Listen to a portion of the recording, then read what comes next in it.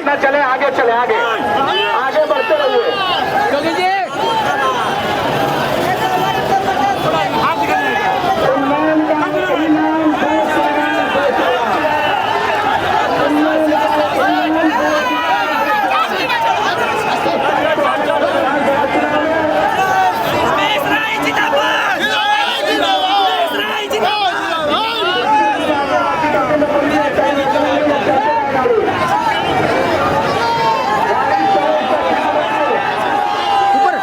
योगी जी के बारे में मैं क्या कहूँ, वो एक ऐसे इंसान है, वो सबके लिए, सबके हृदय में है। आज यूपी के अंदर आप देख लीजिए, यूपी के अंदर उन्होंने जो विकास का बीड़ा उठाया है, विकास के लिए उन्होंने जो किया है, मैं समझता हूँ हिंदुस्तान के कोई और स्टेट में ऐसा विकास नहीं हुआ। विकास नहीं हुआ है। लेकिन उनको तो विपक्षी मुस्लिम विरोधी बताते हैं। बताए, विपक्षी इसलिए बताते हैं कि मोदी जी से, योगी जी से, बीजेपी से उनको दूर रखना चाहते हैं। योगी आदित्यनाथ जी के आने से प्रभाव पड़ेगा क्या? बिल्कुल पड़ेगा, क्योंकि वो भी एक ऐसे पुरुष है, ऐसे इंसान है कि वो जो करते कहते हैं वो करके दिखाते हैं। हमारे मुस्लिम समाज में मुझे कहा जाता है कि बीजेपी एक ऐसा पार्टी है जो कहता वो करके दिखाता है, और बाकी के सब प्रतिश्रुति देते हैं और ख्याली पुलाव पकाते हैं। पुलाव तो पकता नहीं है, वो सर खिचड़ी बन जाता है। जिस तरीके से उत्तर प्रदेश में गुंडागर्दी खत्म हुई, क्या वेस्ट बंगाल में भी खत्म होगी? जी, वेस्ट बंगाल में खत्म होगी,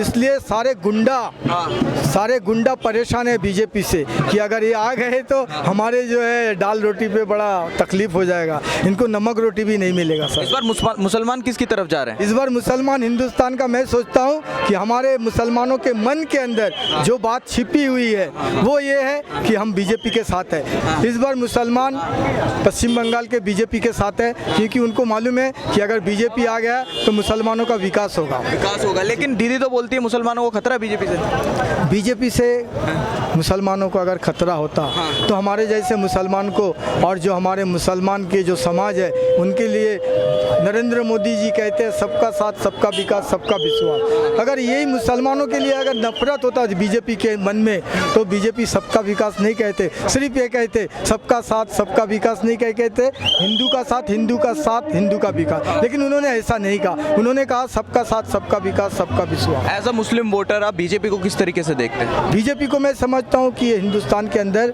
अगर इस मुल्क को आज़ादी के बाद अगर कोई प्रधानमंत्री मिले हैं तो नरेंद्र मोदी जी है, जो पूरे देश की रक्षा नहीं, पूरे देश के नागरिक का रक्षा कर सकते हैं। इसके लिए हम चाहते हैं कि मुसलमानों से अपील करेंगे कि आप नरेंद्र मोदी जी के साथ आइए, उनको वोट दीजिए। ममता बनर्जी और टीएमसी के कार्यकर्ता बोलते हैं सीए एनआरसी ला के मुसलमानों को बाहर भगाया जाएगा यहाँ से बीजेपी द्वारा। सीए एनआरसी से उन लोगों को भगाया जाएगा जो बाहर से आए हैं, आके यहाँ आतंक करते हैं, पाकिस्तान, बांग्लादेश से आए हैं और वो आकर यहाँ आतंक मचाते हैं। ऐसे मुसलमानों को भगा दिया जाएगा जो उनके लिए आज हिंदुस्तान के मुसलमान बदनाम है। दीदी ने टीएमसी ने मुसलमानों के लिए कुछ नहीं करा क्या? मुसलमानों के लिए अगर किया होता सर तो आज मुसलमान उनसे मुंह नहीं फेर लेता। उन्होंने ये काम तो ज़रूर किया, अफ्तार पार्टी में गया, जाने के बाद मुसलमानों के साथ बैठा, और मुसलमानों को लेकर सिर्फ टीएमसी नहीं सर, कांग्रेस, वामपंथी, सब ने मुसलमानों को लेकर राजनीति किया है, इनको वोट बैंक किया है, इनको पैर का फुटबॉल समझा है, और जब चाह इन्होंने बॉल को निकाल के मुसलमानों को निकाल के बाहर फेंक दिया। लेकिन नरेंद्र मोदी जी ऐसा नहीं करेंगे, मुझे विश्वास है। और मैं नरेंद्र मोदी जी से कहना चाहता हूँ कि हिंदुस्तान के अंदर जितने भी मुसलमान हमारे परिवार रह रहे, उनका रक्षा के लिए आप प्रतिबद्ध हो जाए, और मुसलमान जहाँ रहते हैं उनका रोजी रोटी, उनका कारोबार का आप ध्यान दीजिए, ताकि मुसलमान आपको गले नहीं, आपको सर पे बिठा लें। अच्छा, आप बीजेपी के सपोर्टर हैं, धमकियाँ तो मिलती होगी आपको? धमकियाँ सर, हमें देखिए वो धमकियाँ देते हमारे रिश्तेदार हैं, मोहल्ले में लड़के लोग हैं, लेकिन वो लोग क्या पता वो कैजुअल लेते हैं, सीरियसली लेते हैं, मुझे नहीं मालूम।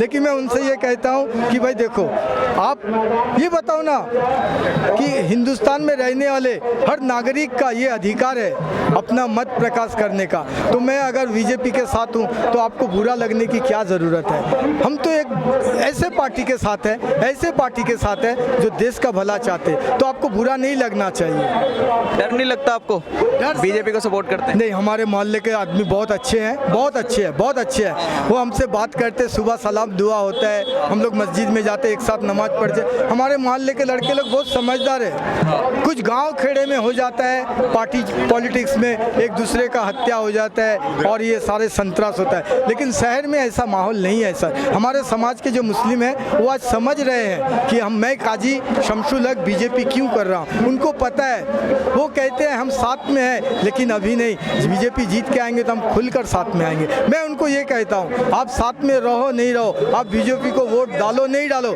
लेकिन आपका विकास बीजेपी करेगा। बीजेपी करेगी। चलिए, आपको भरोसा है कि विकास के साथ साथ सोनार बांग्ला बनेगा यहाँ पर? सोनार नहीं सर, डायमंड का बंगला बनना चाहिए।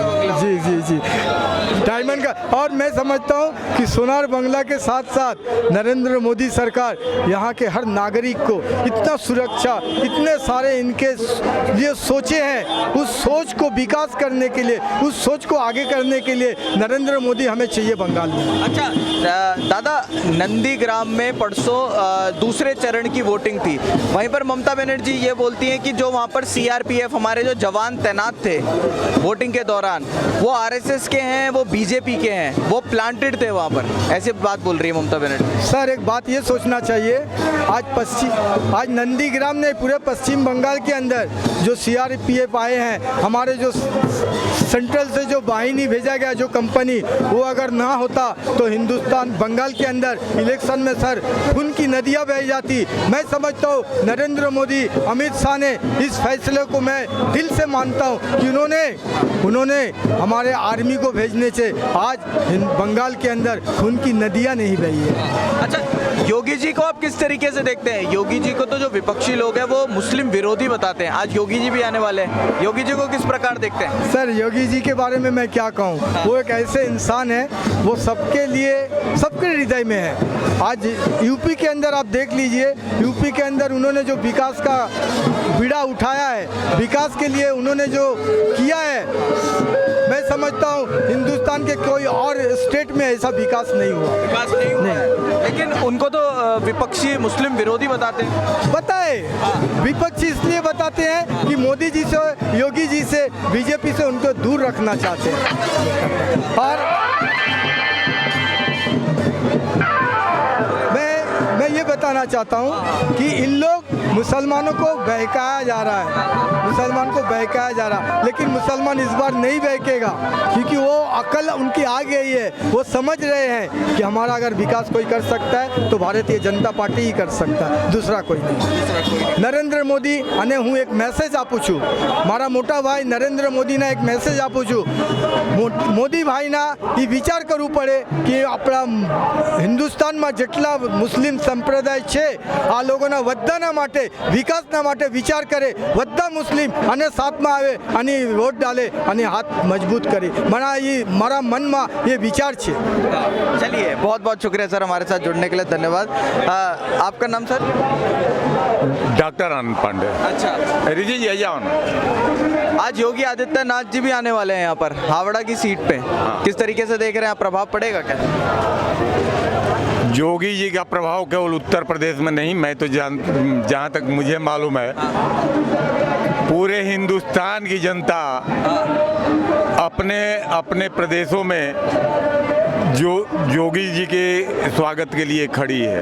यहाँ चुनाव है और चुनाव में के समय जितना नरेंद्र मोदी और अमित शाह को लोग खोजते हैं, उतना ही योगी जी को खोजते हैं। हम उनके स्वागत में यहाँ खड़े हैं।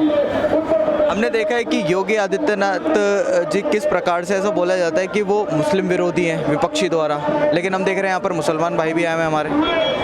ये राजनीति का एक काम है,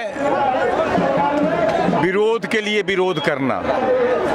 भारतीय जनता पार्टी एक ऐसी पार्टी है जो केवल विरोध के लिए विरोध नहीं करती, और जितनी भी पार्टियां हैं, कांग्रेस हो, तृणमूल कांग्रेस हो या वामपंथी पार्टियां हो, मुद्दा कुछ भी नहीं रहेगा, सही काम का भी वो विरोध करती हैं, क्योंकि उनका एक ही मुद्दा होता है, विरोध के लिए विरोध करना।